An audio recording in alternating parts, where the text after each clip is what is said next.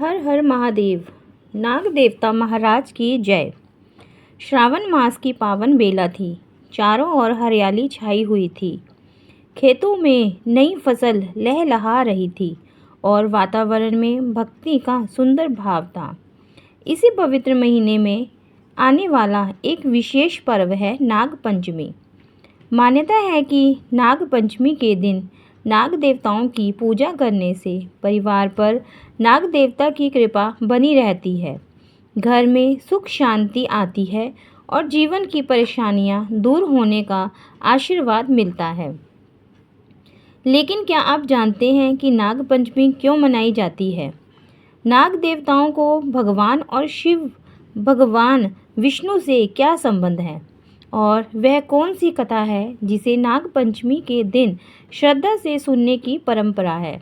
आज की कथा इन्हीं प्रश्नों का उत्तर देगी। तो आइए श्रद्धा से बोलिए, नाग देवता महाराज की जय, भगवान भोलेनाथ की जय, हर हर महादेव। चलिए आइए कथा को आरंभ करते हैं।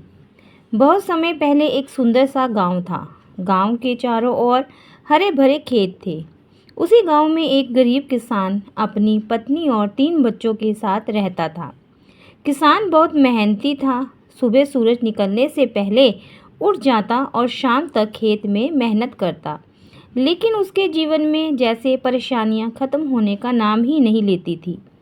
कभी फसल खराब हो जाती, कभी बैल बीमार पड़ जाते, कभी घर में कोई बीमारी आ जाती।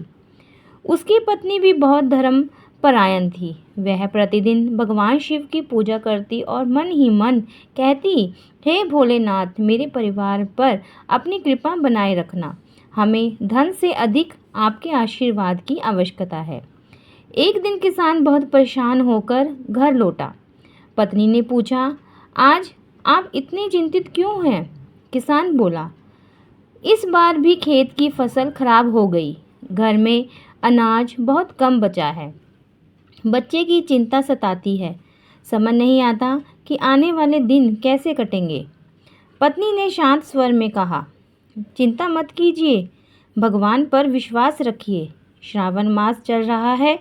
हम सोमवार को भगवान शिव की पूजा करेंगे और नाग पंचमी के दिन नाग देवता की भी श्रद्धा से पूजा करेंगे। किसान बोला, हमारे पास तो पूजा के लिए भी ज़्यादा सामान नहीं है। पत्नी मुस्कुराई और बोली, भगवान को धन नहीं, सच्ची श्रद्धा चाहिए।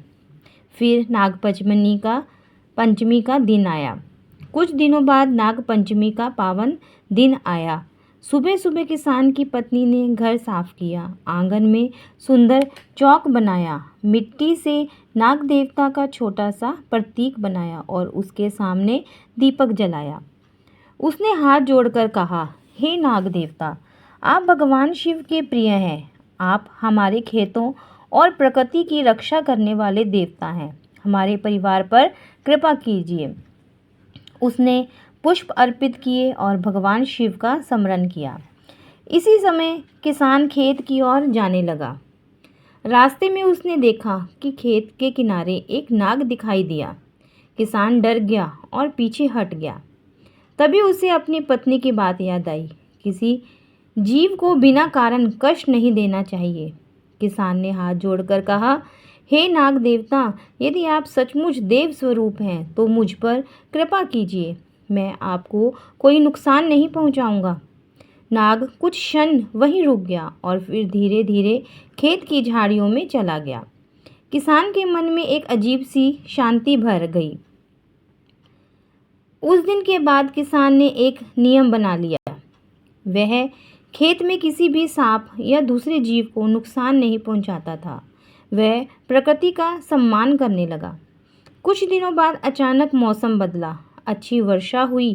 किसान खेत में फसल लहलहाने लगी। जहां दूसरे किसानों की फसल कमज़ोर थी, वहीं किसान की फसल बहुत अच्छी हुई। उसकी पत्नी ने भगवान को धन्यवाद किया। वह बोली, यह हमारे परिश्रम के साथ भगवान की कृपा भी है। हमें कभी अहंकार नहीं करना चाहिए।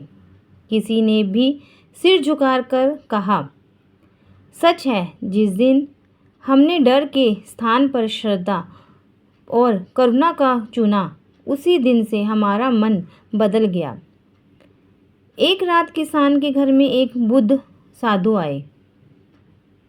उन्होंने दरवाजे पर आवाज़ लगाई, बेटा कुछ भोजन मिल सकता है? किसान की पत्नी ने घर में देखा, भोजन बहुत कम था। फिर भी उसने अपने बच्चों के हिस्से में से थोड़ा भोजन निकाल कर साधु को दे दिया। साधु ने भोजन ग्रहण किया और कहा, बेटी तुम्हारे घर में धन भले कम हो, लेकिन तुम्हारे हृदय में बहुत बड़ा धन है, सेवा और श्रद्धा। किसान ने पूछा, महाराज क्या हमारे जीवन की गरीबी कभी समाप्त होगी? साधु बोले, गरीबी केवल धन की कमी का नाम नहीं है। असली समृद्धि संतोष, परिश्रम, दया और धर्म में है। फिर भी जो व्यक्ति श्रद्धा से भगवान का स्मरण करता है और अपने कर्मों को सही रखता है, उसके जीवन में सुख के रास्ते खुलते हैं। इतना कहकर साधु वहाँ से चले गए। अगली सुबह किसान जब खेत में गया तो उसने देखा कि खेत के पास की मिट्टी कुछ जगह से उखड़ी हुई है। उसे आश्चर्य हुआ। उसने वहाँ खुदाई नहीं की और किसी जीव को नुकसान पहुँचाने इसलिए सावधानी से जगह साफ की। कुछ समय बाद उसे वही एक पुराना मिट्टी का पात्र दिया। किसान ने उसे बाहर निकाला। उस पात्र में कुछ पुरानी चांदी के सिक्के थे। किसान हैरान रह गया, लेकिन उसने तुरंत मन में सोचा, यह धन मुझे मिला है, लेकिन मैं इसे केवल अपने लिए नहीं रखूँगा। उसने गांव के बुजुर्गों को बुलाया और सारी बात बताई। गांव के लोगों ने कहा, यह तुम्हारे अच्छे कर्मों का फल हो सकता है, लेकिन इसे ईमानदारी से उपयोग करना। किसान ने उस धन से अपना कर्ज चुकाया, घर के लिए अनाज खरीदा और कुछ धन गरीबों की सहायता में लगा दिया। उसके घर की परिस्थितियां धीरे धीरे सुधरने लगी। कुछ समय बाद फिर नाग पंचमी आई। इस बार किसान के घर में साधारण पूजा नहीं, बल्कि बहुत श्रद्धा से पूजा की गई। किसान की पत्नी ने बच्चों को समझाया, बच्चों, नाग पंचमी का अर्थ केवल नाग की पूजा करना नहीं, इसका अर्थ है प्रकृति के प्रत्येक जीव के प्रति सम्मान रखना। उसने कहा, नाग देवता भगवान शिव से जुड़े माने जाते हैं।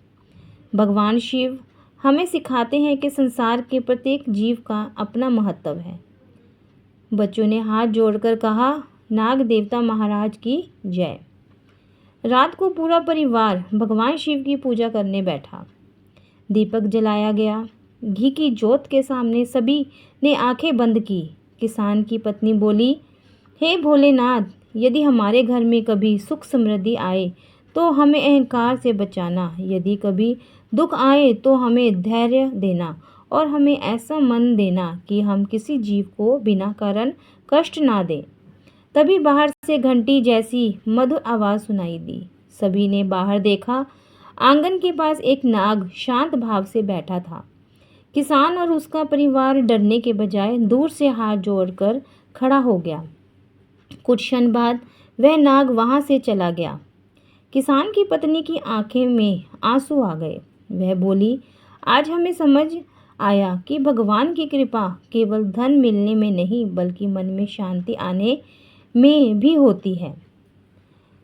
समय बीतता गया। किसान मेहनत करता रहा। उसकी फसल अच्छी होती रही। उसने बच्चों को पढ़ाया, घर की स्थिति सुधरी और धीरे धीरे परिवार सुखी जीवन जीने लगा। गांव के लोग उससे पूछते, तुम्हारे जीवन में इतना परिवर्तन कैसे आया? किसान हमेशा एक ही बात कहता, मैंने कोई चमत्कार नहीं किया, मैंने अपनी मेहनत जारी रखी, गलत कामों से बचा, प्रकृति का सम्मान किया और भगवान पर विश्वास रखा। वह नाग पंचमी के दिन विशेष रूप से नाग देवता का स्मरण करता और गांव के लोगों से कहता, श्रद्धा रखिए, लेकिन साथ में कर्म भी कीजिए। केवल पूजा करने से नहीं, अच्छे कर्म और मेहनत से जीवन बदलता है। नाग पंचमी श्रावण मास के शुक्ल पक्ष की पंचमी तिथि को मनाई जाती है। इस दिन नाग देवता की पूजा करने की परंपरा है। कई स्थानों पर लोग नाग देवता की चित्र या प्रतिमा की पूजा करते हैं। नागों को भगवान शिव से जोड़ा जाता है। भगवान शिव के गले में नाग का होना हमें निर्भयता, संयम और प्रकृति के प्रति सम्मान का संदेश देता है। भगवान विष्णु की शया के रूप में शेषनाग का वर्णन भी धार्मिक परंपरा में मिलता है। इसलिए नाग पंचमी केवल एक धार्मिक पर्व नहीं बल्कि प्रकृति और जीव जंतुओं की प्रति हमारी जिम्मेदारी को याद करने का अवसर भी है। धार्मिक मान्यता के अनुसार नाग पंचमी की कथा श्रद्धा से सुनने और पूजा करने से घर में सुख, शांति और समृद्धि का आशीर्वाद मिलता है तथा संकट और अभाव दूर होने की प्रार्थना की जाती है। लेकिन हमें यह भी समझाना चाहिए कि जीवन में आर्थिक स्थिति सुधारने के लिए मेहनत, सही निर्णय, ईमानदारी और समझदारी भी उतनी ही आवश्यक है। भगवान से प्रार्थना हमें मानसिक शक्ति देती है और अच्छे कर्म हमें आगे बढ़ने का रास्ता दिखाते हैं। इसलिए नाग पंचमी के दिन केवल धन की मांग ना करें। भगवान से कहें, हे नाग देवता, हे भोलेनाथ, हमारे घर में सुख दे, शांति दे, सद्बुद्धि दे, मेहनत करने की शक्ति दे और हमें किसी जीव को कष्ट पहुंचाने से बचाएं। इस कथा से हमें 3 बहुत सुंदर बातें सीखने को मिलती हैं। पहली, किसी भी जीव को बिना कारण नुकसान नहीं पहुंचाना चाहिए। दूसरी, भगवान पर विश्वास के साथ अपने कर्म भी करते रहना चाहिए। और तीसरी, सच्ची समृद्धि केवल धन में नहीं बल्कि संतोष, परिवार का प्रेम, स्वास्थ्य, शांति और अच्छे संस्कारों में होती है। तो इस नाग पंचमी पर सब आप नाग देवता की पूजा करें, मन में श्रद्धा रखें और प्रकृति के प्रति प्रेम का संकल्प लें।